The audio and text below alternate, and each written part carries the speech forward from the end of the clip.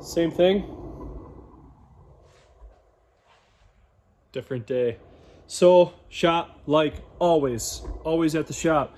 Today we are going to cut the rear quarters out of the KA car. I know a lot of people instantly freak out and say, oh my God, you're ruining a perfectly good car. I get that. This car's not perfect, okay? No cars are perfect. What am I doing building this car for somebody else, or what am I doing building this car for some other kid to enjoy it, sell it one day, and he wraps around a pole the first time, or tolls it into a wall trying to drift for the first time? It is what it is. We are going to cut the quarters out of that car. I will save the metal. I am plenty capable of putting it back together and making a stock metal body again if I ever need to. So let's just get right into it. Today's going to be a big day. It's a lot of work. It's not easy. Here we go.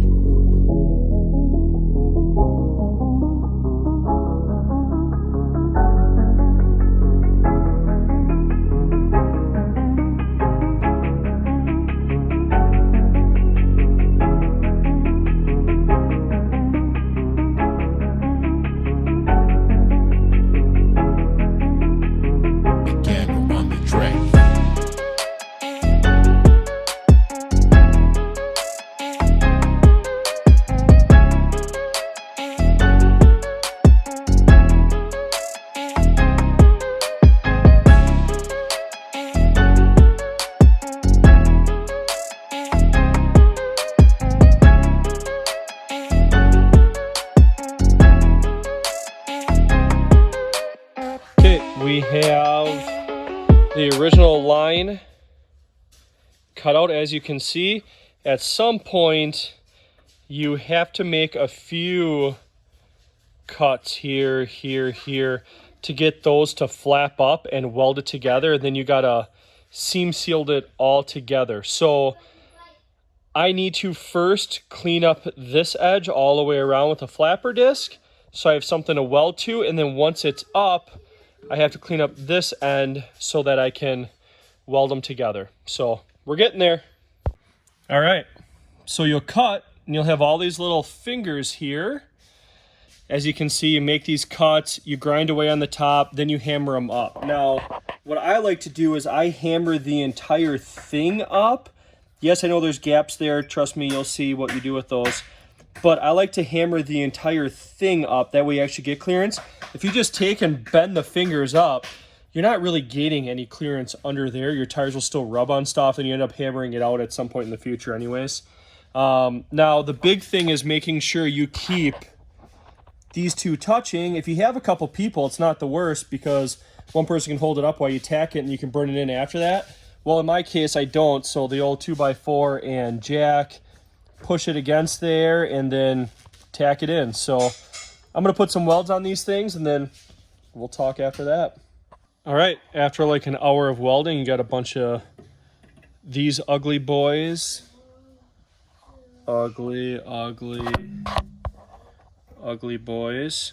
But the idea is to get everything to hold up, and then the rest of it essentially gets seam sealed. So you will see what the wild seam sealing action looks like, but this second we need to go and cut all these off and then get the edge nice and smooth. Here we go. All right, what you see here is a bunch of tape. Besides the tape, you can see everything is all welded, pushed up, ground down with a flapper, all nice and clean. There's gaps underneath that all need to get patched yet. And I need to seam seal the outside, so if there's any kinds of craziness, so if there's any kind of little patch holes or anything like that, they all get sealed up so no water or anything gets behind there. My kids have been out here with me the entire time. They've been angels. They are hungry. We need to go get food, and then we will come back to whatever's happening here later on today after schoolwork. I'm being summoned. See you soon. We're gonna get a quick update here before I went too far.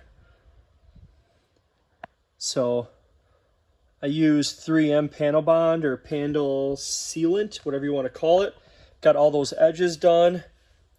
All over fenders come with like a lip on there. Ground all that off. That way it's actually wheel clearance when you put it on. If you look at the other side, same thing. 3M panel bond. You can see all the gaps. I over exaggerate the slits in the holes to make sure they're completely filled. Now it's just mock these up, drill just a few holes, mount them on. 2 hours later.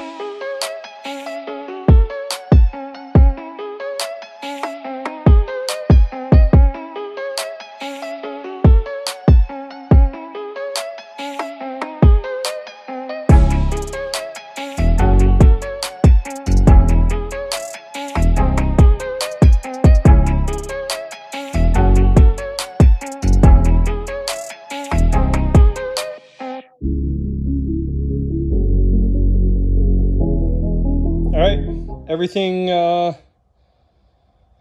out of control. Here you can see the initial fit of the entire kit. So what we did for the time being until it gets painted and everything, really small rivets. So 1, 2, 3, 4 total, and then 2 on each side on the bottom. Do have the rear bumper and side skirts on.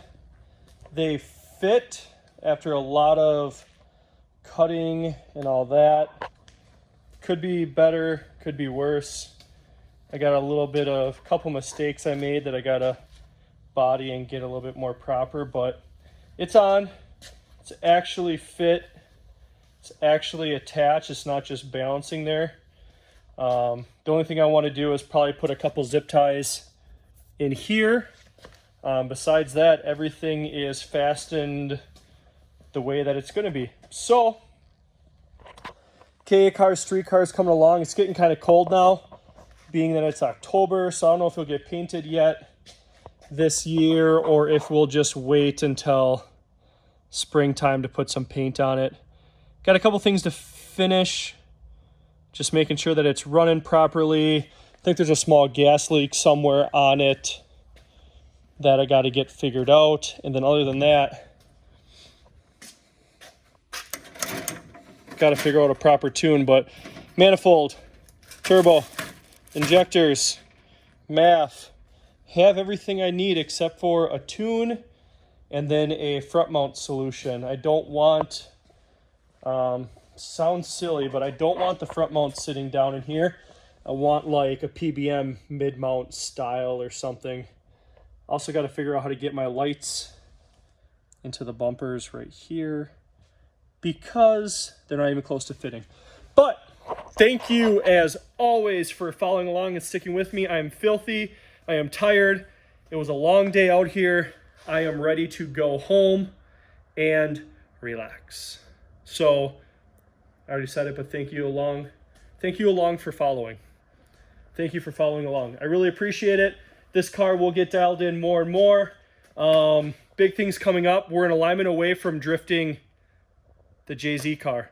The weekend, October 25th, we have a pass to drive. I just need to get this rear corner dialed in. I mean, it looks like it's proper, but I think it's towing out a scotch. Looks like it's towing out to me, but got to get a little bit of ride height adjusted yet and get it dialed back into where it was, but that baby's coming out of the stable. Went and did some donuts with it the other day. Rips. Thanks for following along on this KA car build. I appreciate it. Just trying to make the ultimate street car one step at a time.